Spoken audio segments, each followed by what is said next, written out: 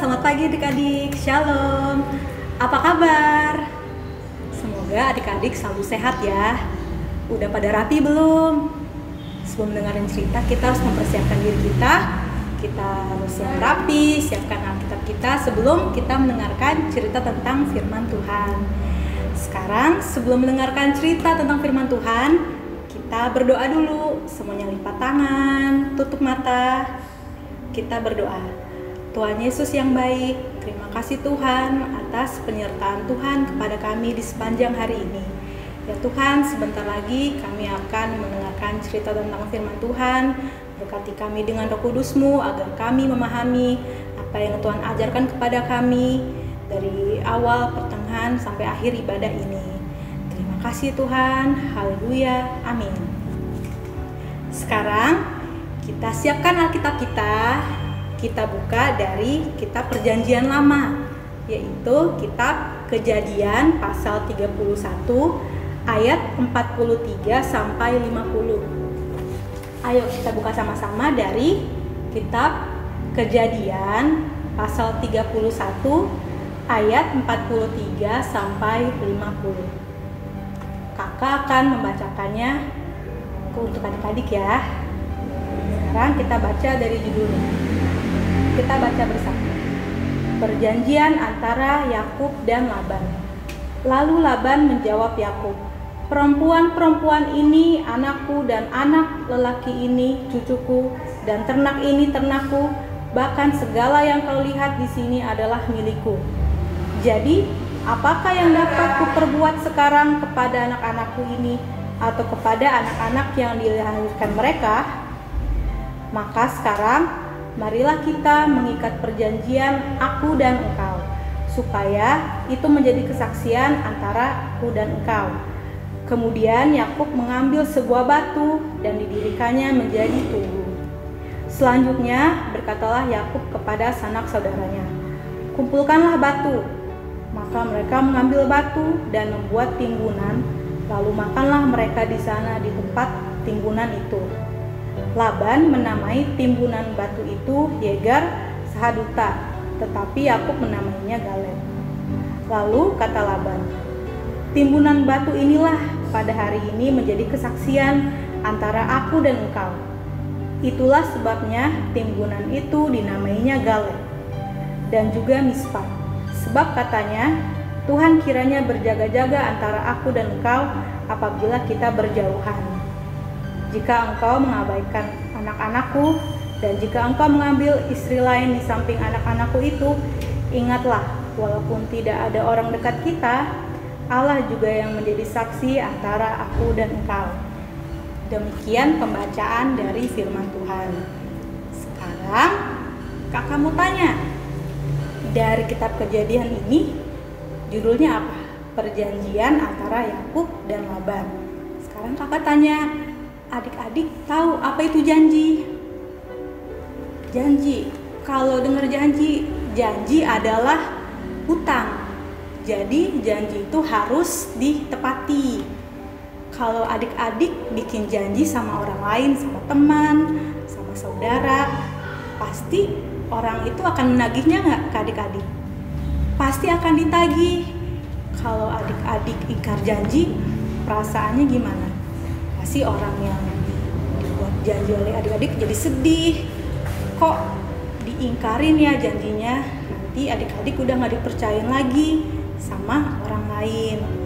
Jadi waktu kita mengucapkan janji pada seseorang, kita harus tepati dan tidak boleh ingkar janji. Nah, kakak ada cerita. Di sini ceritanya ada kakak dan adik. Kakak dan adik kalau di rumah seringnya apa? Berantem atau baik? Seringnya pasti berantem ya. Jadi ceritanya ada seorang kakak dan adik. Jadi kakaknya ini dia selalu nyuruh-nyuruh adiknya, "Kamu tolong bersihin ini, tolong ambilin itu," untuk kakaknya. Nah lama-lama adiknya capek. "Ih kok kakak malas banget sih, apa-apa aku, suruhnya aku." Merasa tidak adil. Tapi kakaknya gak mau kalah. Kakaknya bilang, "Ih, kamu kan suka minta-minta uang jajan aku. kamu kan suka ngabisin duit, jadi minta-minta ke aku. Kakaknya juga salahin adiknya, kamu juga salah kok. Nah akhirnya mereka ribut setiap hari, ribut terus. Jadinya itu baik apa enggak kalau di rumah? Itu tidak baik, saling menyalahkan setiap hari. Jadi di rumah tidak damai, ribut kakak beradik. Terus orang tuanya gimana di rumah? Jadi sedih ngeliat kakak adiknya berantem. Demikian juga untuk pembacaan di hari ini, yaitu kisah Yakub dan Laban. Di sini ceritanya Bapak Laban dan Yakub, mereka adalah keluarga. Jadi Bapak Laban merupakan mertuanya Yakub. Jadi Yakub menikah sama anak perempuannya Pak Laban. Mereka tinggal dalam satu rumah. Nah, Pak Laban dan Pak Yakub dia bekerja bersama. Yakub kerja sama Pak Laban nih. Saat bekerja, Yakub merasa kok kerja sama Pak Laban gak enak sih, kok gak adil Pak Laban. Akhirnya Yakub merasa sedih, sakit hati karena merasa diperlakukan dengan tidak adil. Karena dia sakit hati, marah, akhirnya Yakub pergi dari rumah. Dia pergi membawa saudara-saudaranya pergi keluar rumah tanpa sepengetahuan Bapak Laban. Kira-kira gimana perasaannya Pak Laban? Marah nggak adik-adik?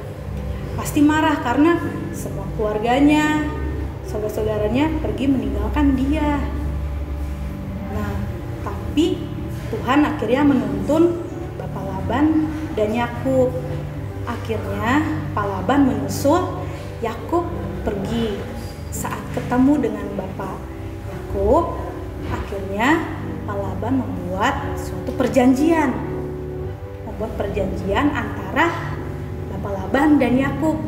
Perjanjian ini dibuat agar mereka berdua, Laban dan Yakub, berdamai, tidak balas dendam, dan berjanji untuk hidup selalu damai dan rukun. Saat buat perjanjian itu, Bapak Laban membuat dan menyuruh orang untuk mengambil sebuah batu. Jadi Pak Laban menyuruh dirikan batu. Akhirnya diambillah batu dan didirikan menjadi sebuah tugu. Nah, saat menjadi tugu itulah merupakan tanda perjanjian antara Laban dan Yakub. Nah, saat membuat tanda itu akhirnya mereka makan bersama.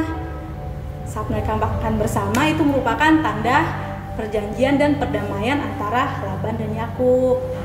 Nah, waktu mereka sudah makan bersama, sudah damai, mereka menepati janjinya. Mereka tidak balas dendam, mereka saling mengampuni, memaafkan, dan melupakan kesalahan yang diperbuat oleh masing-masing. Nah, adik-adik, dari cerita Bapak Laban dan Yakub, apa yang bisa kita ambil? Kalau kita sudah berdamai dengan orang lain, misalnya dengan kakak adik, orang tua, kita harus mengampuni dan janji tidak akan mengulangi kesalahan kita lagi. Dan janjinya itu harus ditepati.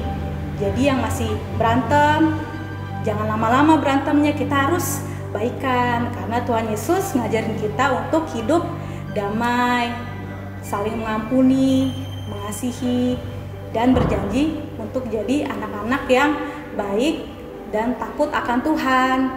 Karena itu semua adalah perintah Tuhan Yesus. Dan hidup kita harus berkenan kepada Tuhan. Jadi ingat ya, sekarang yang tadinya berantem, lagi ada masalah, harus cepat-cepat berdamai dan membuat janji pada diri sendiri dan Tuhan agar menjadi anak yang baik. Oke, sekian dari pembacaan Alkitab hari ini. Semoga adik-adik hidupnya damai dan janji ya untuk menjadi anak yang lebih baik lagi. Oke, hari ini kita sudah selesai mendengarkan cerita tentang Bapak Laban dan Yakub. Sebelum mengakhiri ibadah ini, mari kita doa syafaat dulu. Adik-adik ada yang mau didoakan? Kalau ada, nanti bilang dulu ke kakak ya, supaya nanti kakak bisa doain untuk adik-adik semua. Oke, sekarang kita persiapkan hati kita dulu. Kita lipat tangan, Kita tutup mata, kita mau berdoa syafaat. Mari kita berdoa. Tuhan Yesus yang baik, terima kasih Tuhan karena hari ini kita telah selesai mendengarkan cerita tentang firman Tuhan mengenai tokoh Bapak Laban dan Yakub. Kiranya dari apa yang kami pelajari pada hari ini, kami dapat mengambil contoh yang baik bagi mereka, yaitu Bapak Laban dan Yakub yang mau berdamai, tidak mau berantem lagi, tidak mau menyalahkan, tidak mau lagi dendam-dendaman, tapi mereka berjanji untuk hidup yang damai, rukun, dan mereka menepati janji mereka. Ajarkan kami Tuhan agar kami selalu menjadi anak-anak yang baik, menjadi contoh teladan bagi sesama kami. Kami berdamai dan janji untuk menjadi anak-anak yang takut akan Tuhan, yang tadinya malas berdoa jadi rajin untuk berdoa, bagi yang tadinya tidak mau dengerin mama papa, suka berantem, kami berjanji untuk tidak melakukannya lagi.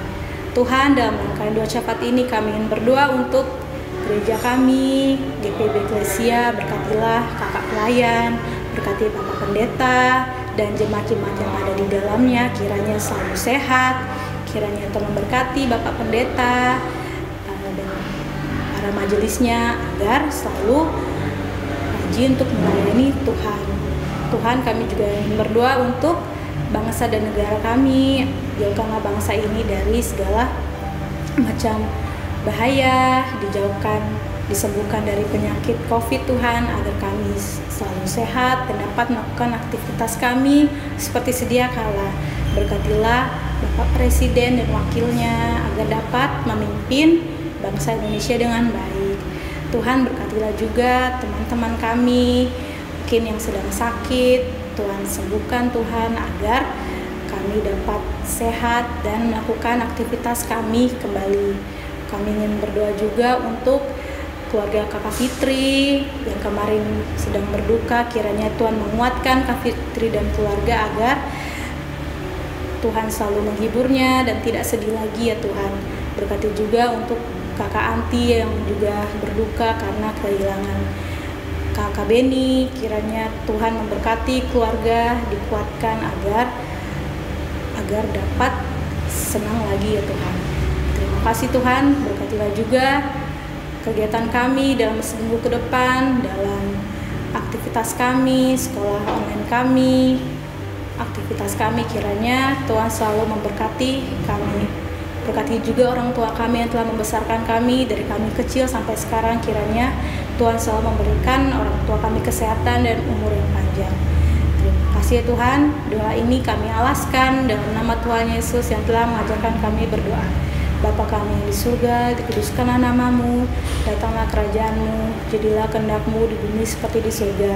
Berikanlah kami pada hari ini makanan kami secukupnya, dan ampunilah kami akan kesalahan kami, seperti kami juga mengampuni orang yang bersalah kepada kami. Dan janganlah membawa kami ke dalam percobaan, tetapi lepaskanlah kami daripada yang jahat. Karena Engkau yang punya kerajaan dan kuasa dan kemuliaan sampai selama-lamanya. Amin. Ya, sekarang kita tutup ibadah kita. Jadi ingat, kita harus hidup apa tadi? Hidupnya damai, dan kita harus berjanji kepada diri sendiri, kepada Tuhan untuk menjadi anak-anak yang takut akan Tuhan. Janji yang tadinya malas berdoa, menjadi rajin berdoa. Terus kalau buat janji sama mama sama papa harus ditepati, orang lain juga ditepati. Karena supaya kita disenangi, supaya kita tidak dimusuhin, dipercaya sama orang lain. Ingat ya, janji harus ditepati. Oke, selamat hari Minggu. Tuhan Yesus memberkati.